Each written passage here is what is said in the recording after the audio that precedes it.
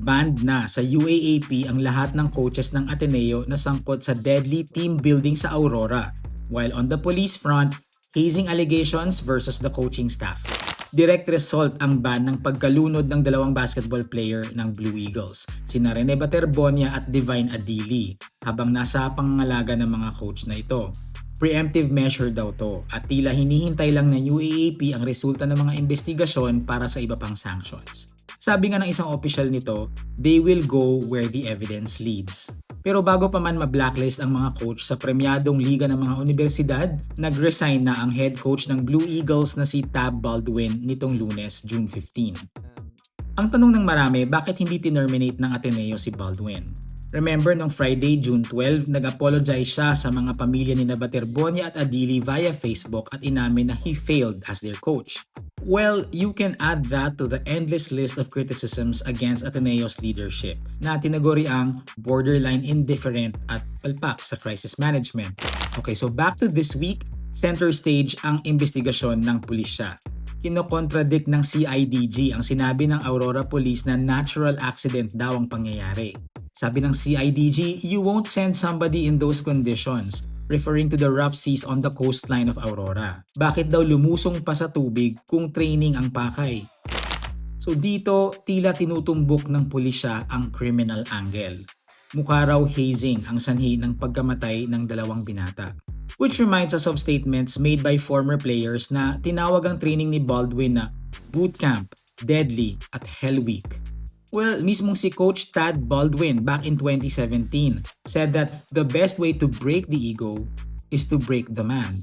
Sagot naman sa pulisya ni Coach John Jacinto na present dun sa Aurora Resort, aksidente raw talaga ang lahat. Kinatigan ito ng dalawang survivor ng team building na si Kiefer Alas at Sam Reyes sa isang panayam sa podcast na Let's Talk with Pia Ontiveros. Wala raw initiation na nangyari.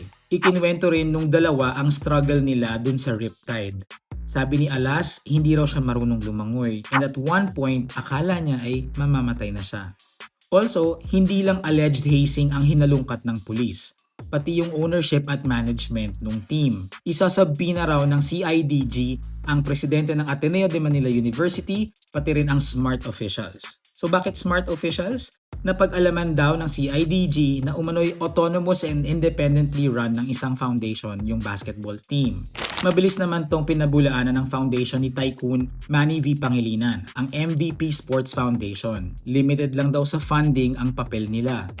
So bakit sumulpot ang gantong anggulo? Sabi ni Rappler Sports Editor Jasmine Payo, halos self-governing unit ang college basketball teams na pinapatakbo na parang professional squads.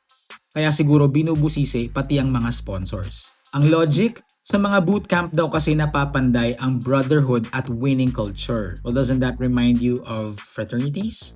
Pero si Alas at si Reyes humihingi ng understanding and compassion. Sabi nila, we experienced trauma as well. Sabi ng veteran journalist na si Inday Espina Varona sa kanyang opinion piece para sa Rappler, yung mga galit, focus your fire on the coaches and managers, the clueless athletic department, the frozen reactionary calm experts and university officials. Huwag sa mga players na kapwa na traumatized dahil muntik malunod at namatayan pa ng teammates.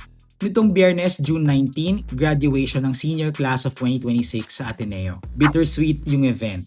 May underlying na lungkot na kitang-kita dun sa mga black armbands na suot ng graduates.